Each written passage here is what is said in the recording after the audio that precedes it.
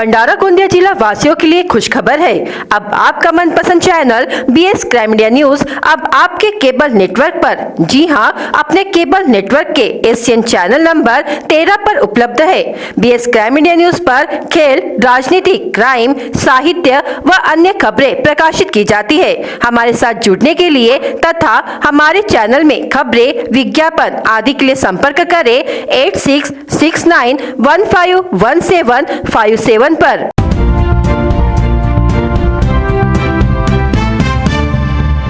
BTP हटाओ संघर्ष समिति की ओर से आमदार नरेंद्र भोंडेकर के ऑफिस में परमानंद मेश्राम के नेतृत्व में महात्मा ज्योतिबा फुले सब्जी मंडी व्यापारियों के साथ न्याय और अपनी मांगों को लेकर पहुंचे। आमदार भोंडेकर ने सभी व्यापारियों की मांगे सुनी और सभी व्यापारियों को आश्वासन दिया कि आज नगर परिषद में CO से मिलकर बात करेंगे और उनकी मांगे पूरी कर उन्हें न्याय दिलाएंगे। देखना यह है कि आज नगर परिषद में सब्जी भाजी मंडी के व्यापारियों को न्याय मिलता है या नहीं। इस और नागरिकों की निगाहें टिकी हुई है।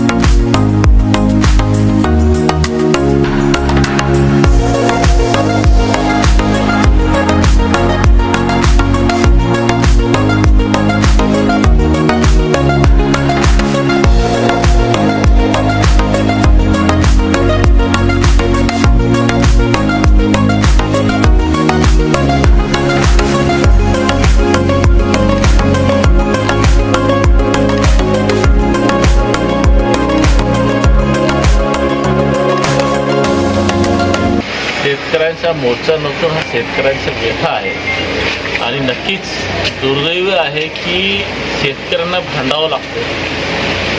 हे तेवढंच खरं आहे की यांच्यावरती अन्याय होत आहे आणि काही प्रस्थापित लोक हे तेवढंच आहे की फक्त मोठ्या लोकांच्या पाठीशी राहतात, गरीब लोकांवरती अवहेलना करत असतात।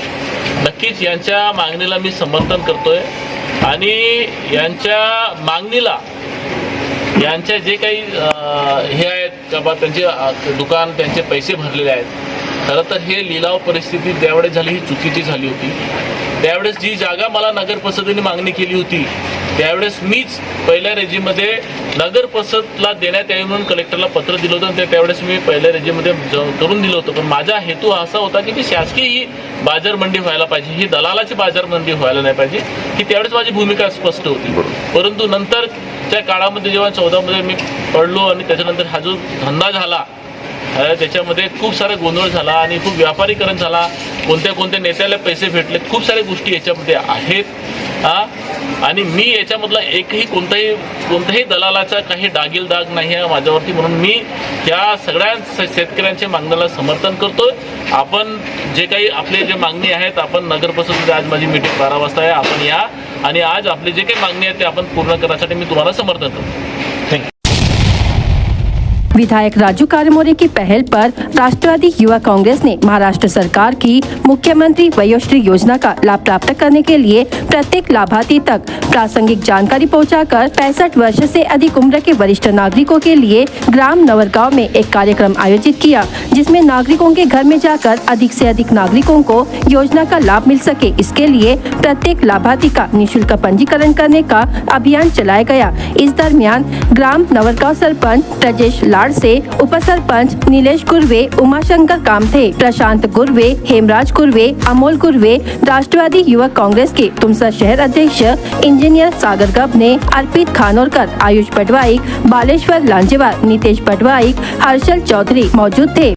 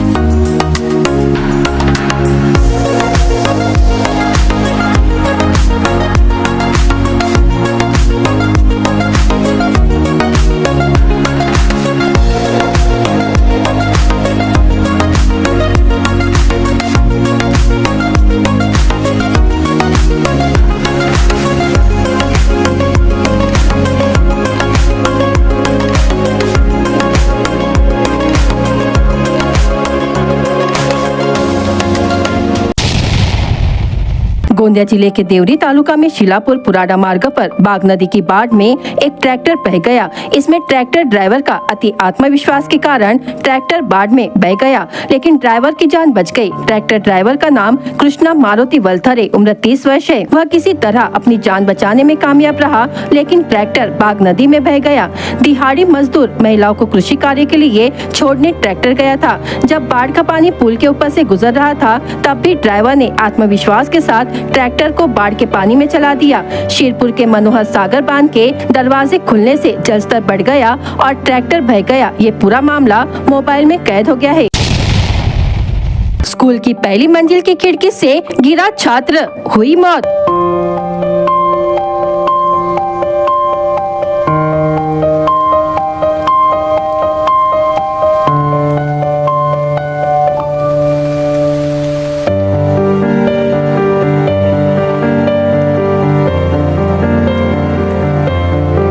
खिड़की के पास खड़ा था, पैर फिसला। केसलवाड़ा वाग के सैनिक विद्यालय में हुआ हादसा।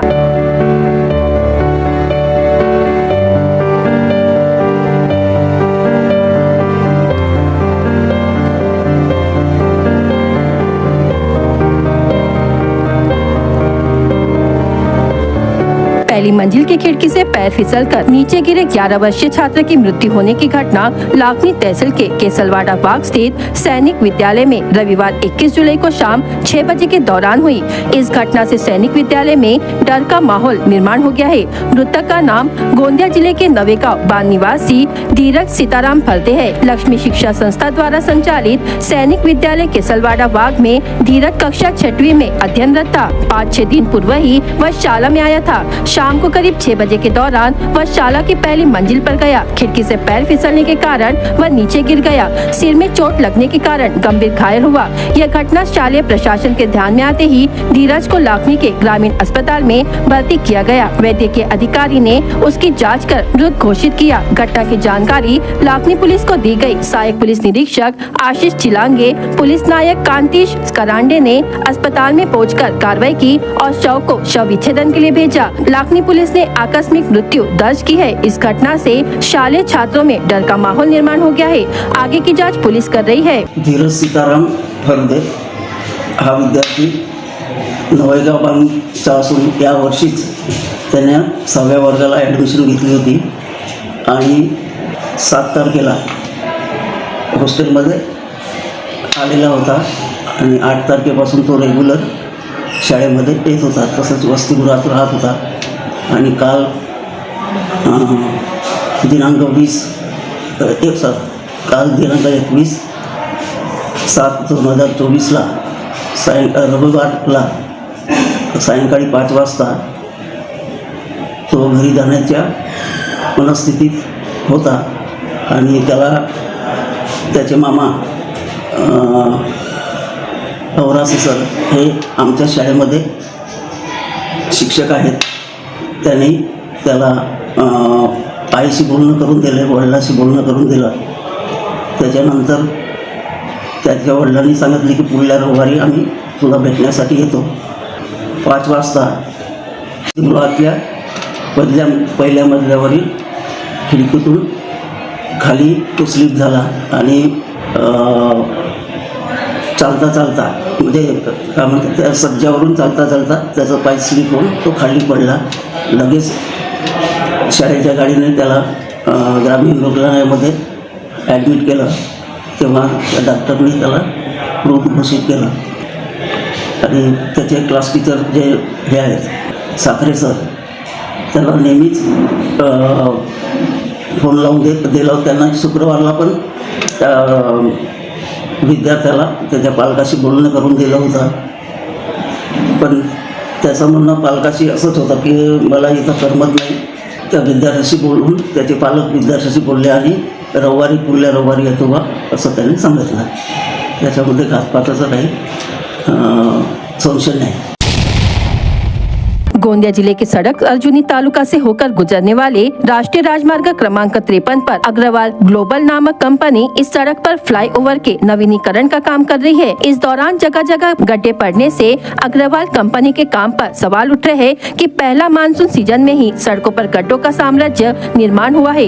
राष्ट्रीय राजमार्ग क्रमांक 53 नागपुर से रायपुर तक का मार्ग है और इस मार्ग पर 3 से 4 स्थानों पर फ्लाईओवर का नवीनीकरण कार्य पिछले 3 वर्षों से चल रहा है. शुरुआती जानकारी के मुताबिक करीब 3.5 से 400 करोड़ रुपए की लागत से इस फ्लाईओवर का नया निर्माण कार्य और कुछ इलाकों में सड़क का काम चल रहा है. वीडियो में आप एक तस्वीर देख रहे हैं. यह दृश्य सड़क अर्जुनी तालुका के डुग्गीपार गांव से नयनपुर तक का है और यह रास्ता अभी कुछ महीने पहले ही शुरू हुआ है. पहले यह सड़क पूरी तरह से खराब थी. इस सड़क की मरम्मत एवं पुनर्निर्माण किया गया है. भले ही इसका निर्माण नया हुआ हो, लेकिन बारिश का मौसम शुरू होते ही कंपनी द्वारा किए गए काम की गुणवत्ता कितनी घटिया हो गई है, इसका असली उदाहरण अग्रवाल कंपनी द्वारा यह सड़क दे रही है. सड़कों पर बने गड्ढों को जेसीबी के जरिए भरा जा रहा है, लेकिन हाईवे पर जगह जगह गड्ढे होने के कारण वाहन चालकों को सड़क की तलाश में भटकना पड़ रहा है. सड़कें पूरी तरह से छलनी हो चुकी है और कंपनी के काम पर सवाल उठ रहे हैं. वही नवनिर्माण पुल पर भी जगह जगह गड्ढे होने की खबर सामने आई है. वही डांबर की पूरी गिट्टी भी बाहर आ जाने से कंपनी की कार्य प्रणाली पर सवाल उठ रहे हैं.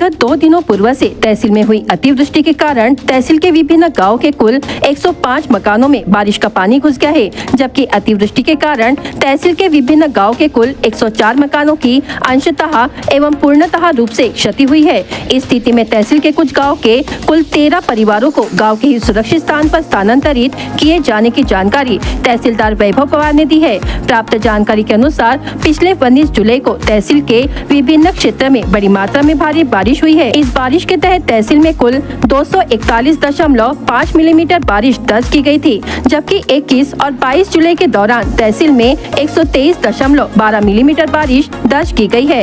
इसी बीच पिछले 2 दिनों पूर्व से तहसील के विभिन्न गाँव के कुल 7 मकानों की पूर्णतः व 97 मकानों की अंशतः रूप से क्षति हुई है।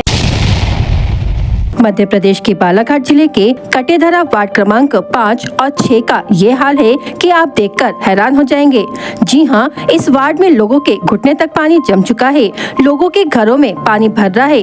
पंचायत द्वारा नाली न बनाने के कारण यह समस्या निर्माण हुई है, जिससे लोगों को परेशानियों का सामना करना पड़ रहा है। अब बात ये है कि घर में पानी भी घुस गया है और तो और दीवारें भी टूट चुकी है। जी हाँ, हम बात कर रहे हैं वार्ड क्रमांक 5 के निवासी गुरुचंद राउत के घर की, जिनके घर में पानी भी घुस गया है और घर की दीवारें भी टूट गई है। इस परेशानियों से जूझ रहे व्यक्ति का कहना है कि मेरा परिवार कहां जाए, हम अपना जीवन कैसे गुजारे। सर क्या नाम है आपका? गुरु राउत। क्या सर, क्या दिक्कत जा रही है, क्या हुआ है? हमको ये पानी से ज़्यादा दिक्कत है। हमारे घर के अंदर पानी भी भर गया, हमारी दीवार गिर गई। हमारे जो जानवर है हम इधर उधर बांध दिए उनको, जानवरों को। यदि रात में यदि वो हो जाएगा ना, दब जाएगा जानवर या कोई आदमी दब जाएगा तो उसका जवाबदारी कौन लेंगे? तो यहाँ पर जो नाली बनने वाली थी वो बनी है नहीं बनी है? वो नाली को बुट पालिश कर दिए, हाँ, उसके बाद काम बंद कर दिए। यानी नाली की सफाई नहीं की जाती? नहीं की, नाली आगे तक खुली नहीं है। और जैसे मेरे को लोगों से पता चला कि सामने में कुआं है जो आप लोग पानी पीते हैं, हाँ। फिर यही पानी तो कुएं के फ्लो तक के आ रहा है, तो यही पानी गंदा पानी कुएं के अंदर जा रहा है? वही पानी हम लोग वापरते हैं, हमारे को दूसरा साधन है नहीं है पानी का। सर जैसे फिर आप लोगों के जो बच्चे हैं वो स्कूल कैसे जाते हैं? स्कूल सर पानी कम रहा तो जाते हैं, ज़्यादा पानी आ जाता है घर में। जब इतना पानी है तो रोड में इतना घुटने के ऊपर हो जाता है पानी, बच्चे लोग जा नहीं पाते। उन्होंने बताया कि ग्रामीणों द्वारा कई बार 181 हेल्पलाइन पर भी कॉल कर शिकायत की गई, लेकिन अब तक कोई भी तरह की कार्रवाई नहीं हुई। ग्रामीणों का कहना है कि अगर इस बार पंचायत द्वारा नाली नहीं बनाई गई तो रोड में उतरकर आंदोलन करने की चेतावनी भी दी है। जनता का कहना है कि पंचायत द्वारा नाली का काम अब तक नहीं होने के कारण उनका ये हाल है कि बच्चे स्कूल नहीं जा पा रहे हैं और तो और परेशानियों से जूझ रहे नागरिकों का काफी नुकसान हो रहा है। पानी के कुएं में जो है पानी रोड का घुस रहा है। आपका जो कुआं है वो कहाँ पर है? ये सामने पे हाँ, तो ये जो कीचड़ वाला पानी है वो कीचड़ वाला पानी कुएं में घुस रहा है। अच्छा ये बताइए कि जो बच्चे लोग को जो स्कूल जाना पड़ता है फिर उनके लिए कैसा करते हैं? ऐसे ही पानी भरे रहता है तो? बच्चे लोग जो है पानी में भीगते हुए ऐसे ही पानी से जाते हैं और कई बार फिर ज़्यादा बढ़ जाता है। जब पानी बढ़ जाता है तो वो कहीं पर भी अपनी व्यवस्था कर लेते, उधर ही रुक जाते। नागरिकों के पास पीने के पानी की भी कोई व्यवस्था नहीं है और न ही अन्य सामान जो जीवन जीने के लिए अति महत्वपूर्ण है। नागरिकों का कहना है कि हम लोग पानी कैसे पिए, यह बड़ा सवाल निर्माण हो रहा है। सरपंच का कहना है कि मैं दिवाली में आने वाले फंड से यह कार्य करवाऊंगा। अभी मेरे पास फंड की कोई व्यवस्था नहीं है, अभी मैं कुछ भी नहीं कर पाऊंगा। क्या सर, क्या दिक्कत जा रही है? सर पानी ओवरफ्लो हो रहा है, घर के अंदर घुस रहा है। ये कहाँ का पानी आ रहा है? सब ये जो सड़क से लेकर पूरे इधर बस्तियों को पानी पूरा। तो आप लोगों ने शिकायत करी पंचायत में या फिर? पंचायत में शिकायत किए थे और हाँ, सरपंच के द्वारा बोला गया था कि कार्रवाई किया जाएगा कहके। तो यहाँ पर नाली वगैरह नहीं है जिससे पानी छट जाए? लेकिन अच्छे तरीके से सफाई नहीं हो पाई, जिसके कारण पानी जमा हो रहा है। यहाँ पर तो शायद रोड का भी काम आने वाला था, मुझे ऐसा सुनाई आया था। आ गया बोल रहे हैं, सैंक्शन हो गया क्या, लेकिन बनी नहीं है।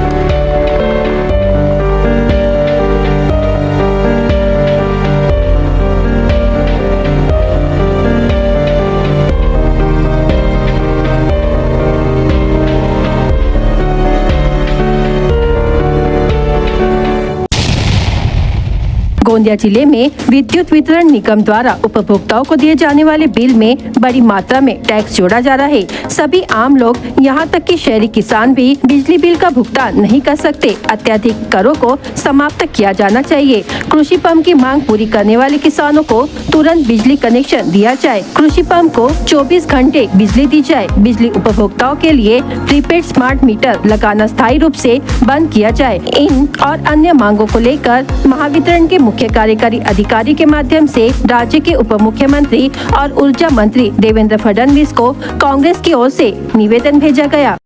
जिल्ह्यातील सर्व नेते मंडळी आणि आमच्या काँग्रेसचे जिल्हाध्यक्ष दिलीपभाऊ बनसोड यांच्या प्रमुख उपस्थितीमध्ये आज या ठिकाणी चीफ इंजिनियरला विद्युत विभागाशी संबंधित विविध समस्या या मार्गी लागल्या पाहिजे, जसं लोडशेडिंग असो, स्मार्ट मीटर असो, शेतकऱ्यांना जे किमान 18 तास त्यांना सप्लाय मिळालं पाहिजे हे समस्या असो, या सर्व समस्या घेऊन सीला आज आम्ही ह्या ठिकाणी सर्व एक डेलिगेट आम्ही त्यांना दिलेला आहे। नक्कीचपणे ह्या जर आमच्या मागण्या मान्य झाल्या नाही तर जिल्हा काँग्रेसच्या वतीनं संपूर्ण जिल्ह्यातील जे शेतकरी आहे आणि जिल्हा काँग्रेसचे पदाधिकारी, जिल्हा काँग्रेसचे कार्यकर्ता, सर्व संपूर्ण तालुक्यातील कार्यकर्ता हे घेऊन मोठा भव्य मोर्चा आम्ही NACP ऑफिसवर निवेदन जो आहे जिल्हा काँग्रेस कमिटीच्या वतीने याच्यासाठी आहे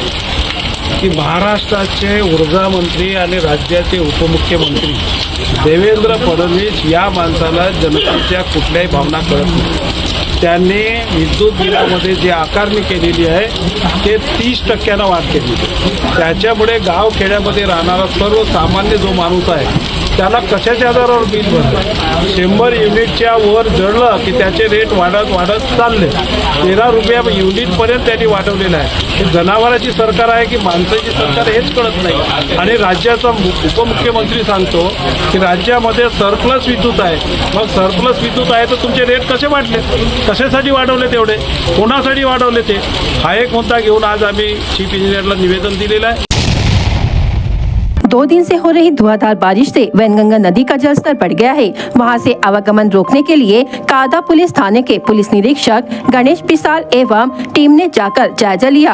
कादा पुलिस ने वैनगंगा नदी के छोटे पुल पर दोनों तरफ बंदोबस्त लगाया। वहीं जिले के कई मार्ग बंद कर दिए गए हैं, जिससे सोमवार को भी आवागमन बंद रहा। ये मार्ग बारिश कम होने पर ही खुलेंगे। लाल बहादुर शास्त्री स्कूल भंडारा के स्कूल प्रबंधक समिति के अध्यक्ष शिवशंकर आजबले ने समग्र शिक्षा अभियान के तहत स्वीकृत निधि का दुरुपयोग करके लाभ उठाने वाले ठेकेदारों और प्रशासनिक अधिकारियों के खिलाफ कार्रवाई करने के संबंध में मुख्य कार्यकारी अधिकारी जिला परिषद भंडारा को निवेदन दिया है। लाल बहादुर शास्त्री स्कूल को वर्ष 2022-23 में समग्र शिक्षा अंतर्गत स्कूल को शासन की तरफ से 24 लाख का अनुदान दिया गया था। इस फंड को विद्यालय प्रबंधक समिति के माध्यम से प्रस्ताव लेकर खर्च किया जाना था, लेकिन विद्यालय समिति के सदस्यों ने अपने स्वार्थ के चलते विद्यालय प्रबंधक समिति से कोई प्रस्ताव तैयार कराए बिना ही निर्माण शुरू कर दिया, लेकिन कोई वित्तीय आदान प्रदान नहीं हुआ है। जिला परिषद शिक्षा अध्यक्ष रमेश पाधी ने स्कूल प्रबंधक समिति की बैठक बुलाई और उस बैठक में निर्माण पर चर्चा की ताकि निर्माण उत्कृष्ट गुणवत्ता का हो। उन्होंने गवाही दी, लेकिन निर्माण अवधि पूरी होने के बाद भी उक्त निर्माण 25% भी पूरा नहीं हुआ है, लेकिन सरकार से मिलने वाली 75% राशि शिक्षा अध्यक्ष ने ले ली है। उक्त निर्माण बेहद घटिया गुणवत्ता का है और मानक के अनुरूप नहीं किया गया है। 2024-2025 का सत्र शुरू हो चुका है। बरसात के दिन है, छात्रों का आवागमन शुरू हो गया है। इसी बीच अगर स्कूल में कोई हादसा होता है तो उसकी जिम्मेदारी उन लोगों की होगी जिन्होंने मिलीभगत कर निर्माण शुरू कराया है। इसकी जिम्मेदारी वे लेंगे या प्रशासन लेगा, इसकी कोई कल्पना नहीं कर सकता, ऐसे दिए गए निवेदन में कहा गया है। और स्कूल प्रबंधक समिति ने मांग की है कि निर्माण ठेकेदार और जिम्मेदार प्रशासनिक अधिकारियों के खिलाफ उचित कार्रवाई कर उन्हें दंडित किया जाए। सांसद डॉक्टर प्रशांत पडोले ने जिला प्रशासन के वरिष्ठ अधिकारियों से चर्चा कर विभिन्न मुद्दों की समीक्षा की। इसमें उन्होंने सरकार की नीति के अनुरूप नागरिकों को रेत उपलब्ध कराने का निर्देश दिया। उन्होंने जल जीवन मिशन और जिले की खराब सड़कों पर कार्रवाई के निर्देश भी दिए। उन्होंने जिला कलेक्टर योगेश कुंभेजकर एवं पुलिस अधीक्षक लोहित मतानी से जिले के विभिन्न महत्वपूर्ण मुद्दों पर चर्चा की। इस अवसर पर अपर कलेक्टर आशा पठान, जिला सूचना अधिकारी शैलजा वाघ, जिला पणन अधिकारी सुधीर पाटिल सहित अन्य अधिकारी उपस्थित थे। टोलीवाड़ साकोली निवासी आरोपी उमेश बाबूराव बंसोड़ के खिलाफ अपराध दर्ज किया गया था। आरोपी ने पीड़ित लड़की को शादी का लालच दिखाकर उसके साथ दुष्कर्म किया, जिससे पीड़िता गर्भवती हो गई। उक्त प्रकरण में पुलिस स्टेशन साकोली में धारा 376 भादवी के तहत मामला दर्ज किया गया था। उक्त अपराध में आरोपी उमेश बाबूराव बंसोड़ यह घटना के बाद से अपना अस्तित्व छिपाकर अलग अलग स्थानों पर रहता था। पुलिस अधीक्षक लोहित मतानी एवं अतिरिक्त पुलिस अधीक्षक ईश्वर कातकड़े के मार्गदर्शन में स्थानिक अपराध विभाग के पुलिस निरीक्षक नितिन कुमार चिंचोलकर इनकी सूचना के बाद सहायक पुलिस निरीक्षक नारायण तुरकुंडे, पुलिस हवालदार सतीश देशमुख, पुलिस नायक शैलेश बेदुरकर, ईश्वर दत्ता मडावी, आशीष तिवारी, पुलिस अमलदार योगेश पेठे, पुलिस नायक राज कापगते, पुलिस नायक लक्ष्मीताई कापगते ने गोपनीय मुखबिरों के माध्यम से जानकारी निकालने और 21 वर्षों के बाद लगातार उसका अनुसरण करने के बाद यादव नगर दुर्गा शक्ति चौक नागपुर से आरोपी उमेश बाबूराव बंसोड़ उम्र 43 वर्ष को हिरासत में लेकर आगे की कानूनी कार्रवाई के लिए पुलिस स्टेशन साकोली में सौंप दिया गया है। भंडारा जिले के लाखंदू तहसील में एक ही रात में 163.1 मिलीमीटर बारिश होने से कई गांव में जल जमा हो गया। गांव की 2 गर्भवती महिलाओं समेत कुल 20 लोगों को स्थानांतरित करना पड़ा। स्थानीय प्रशासन व सामाजिक कार्यकर्ताओं ने मिलकर ग्रामीणों को सुरक्षित स्थानों पर पहुंचाया। मौके पर तहसीलदार वैभव पवार, आपदा प्रबंधन की टीम मौजूद रही। सभी नागरिकों को शासकीय गोदाम में बने राहत शिविर में रखा गया। लाखंदू तहसील में हुई अतिवृष्टि से गाँव का संपर्क टूट गया। ऐसे में गांव में आने जाने के लिए नागरिकों को मुश्किलों का सामना करना पड़ा। तड़के डोके सरांडी गांव गए 2 युवक पानी में फंसे रहे। इन्हें ग्रामीणों ने पानी से बाहर निकाला। इस समय प्रमोद प्रधान, राहुल राउत, डोके सरांडी ग्राम के सरपंच सुधीर मिसार, उप सरपंच रमेश राउत उपस्थित थे। बारिश से प्रभावित स्थानांतरित नागरिकों के लिए लाखंदू तहसील के ओपारा व बिरली ग्राम पंचायत के निवास व भोजन की व्यवस्था की गई। यहाँ पर परिसर के सभी स्थानांतरित नागरिकों को रखा गया है। रोजगार गारंटी योजना में काम करने वाले मजदूरों के खाते में मजदूरी 1 सप्ताह के भीतर जमा की जाती है, लेकिन केंद्र सरकार ने लगभग 29 करोड़ 67,20,198 रुपए की मजदूरी बकाया रखी है, जिससे मजदूरों को इंतजार करना पड़ रहा है। प्रतिदिन काम कर गुजर बसर करने वाले मजदूरों को परेशानी का सामना करना पड़ रहा है। महात्मा गांधी राष्ट्रीय ग्रामीण रोजगार गारंटी योजना के तहत वर्ष 2024-25 वित्तीय वर्ष में जिले के मजदूरों की मजदूरी बकाया है। महात्मा गांधी रोजगार गारंटी योजना के माध्यम से मजदूरों को स्थानीय स्तर पर काम उपलब्ध कराया जाता है। इसके लिए वर्ष में लगभग 100 दिन मजदूरों को काम दिया जाता है। इस योजना को केंद्र सरकार के माध्यम से चलाया जाता है। इस योजना में सार्वजनिक तथा व्यक्तिगत स्वरूप के कुशल व अकुशल काम किए जाते हैं। इस माध्यम से स्थानीय मजदूरों को रोजगार उपलब्ध कराया जाता है। मजदूरों की ऑनलाइन उपस्थिति लेकर काम किए जाते हैं। किए गए कामों के रुपए स्थानीय मजदूरों के माध्यम से ऑनलाइन दिए जाते हैं, लेकिन काम किए हुए 1 से 1.5 माह हो गया पर मजदूरों के खाते में रुपए जमा नहीं हुए। इसे लेकर वंचित बहुजन आघाड़ी के अध्यक्ष श्रीकांत नागदेवी के नेतृत्व में लाखनी के खंड विकास अधिकारी को ज्ञापन दिया गया और तत्काल मजदूरी उपलब्ध कराने की मांग की गई। MKCL भंडारा की ओर से समीर नवाज को हाल ही में मीना होटल नागपुर रोड भंडारा में MKCL super ALC activity performance award से सम्मानित किया गया। कार्यक्रम में MKCL मुंबई के जनरल मैनेजर नटराज कटकधोंड, नागपुर मंडल समन्वयक शशिकांत देशपांडे, नागपुर क्षेत्र के क्षेत्रीय प्रबंधक दया मैडम, भंडारा जिला समन्वयक संजय ढावड़े और भंडारा जिला कंप्यूटर प्रशिक्षण संस्थान के निदेशक उपस्थित थे। कार्यक्रम में भंडारा शहर में पिछले 25 वर्षों से विद्यार्थियों को उच्च गुणवत्ता वाला कंप्यूटर प्रशिक्षण दे रहे समील वर्ल्ड कंप्यूटर एजुकेशन के निदेशक समीर नवाज को MKCL super ALC activity performance award से सम्मानित किया गया। बीएस क्राइम इंडिया न्यूज आपके सामने पेश कर रहा है भंडारा क्राइम वारदात। हर जुर्म से हम आपको कराएंगे अवगत। आपके अपने चैनल पर रोजाना शाम 7 बजे, तो देखना ना भूलिए क्राइम वारदात। पीछे से तेज रफ्तार आ रही बाइक ने सामने वाली बाइक को टक्कर मार दी। इस घटना में दोनों बाइक सवार घायल हो गए। यह घटना पेट्रोल पंप थाना में हुई। भंडारा पुलिस ने शराब पीकर गाड़ी चलाने वाले चालक के खिलाफ कार्रवाई की। गांधीवाड़ आमगांव निवासी युवराज पद्माकर सार्वे उम्र 43 वर्ष को पुलिस ने शराब के नशे में राजीव गांधी चौक से दोपहिया वाहन चलाते हुए पकड़ा। लाखांदूर तहसील के कोदामेड़ी में एक पति ने अन्य युवती के साथ अपनी तस्वीरें वायरल कर दी। इस घटना की वजह से 11 लोगों ने उसकी पत्नी के साथ दुर्व्यवहार कर दिया। इसका खुलासा 17 जुलाई को सुबह 7 बजे हुआ। तिरोडा थाने के तहत कोंडे लोहारा निवासी फिरियादी चेतक पृथ्वीराज कटरे उम्र 21 वर्ष अपने घर के आगे रेखलाल टेमरे के पास से सब्जियां खरीद रहा था। इसी बीच आरोपी ट्रैक्टर चालक सचिन रामूपाधी उम्र 32 वर्ष ने अपना ट्रैक्टर लापरवाही पूर्वक चलाकर फिरियादी को टक्कर मार दी।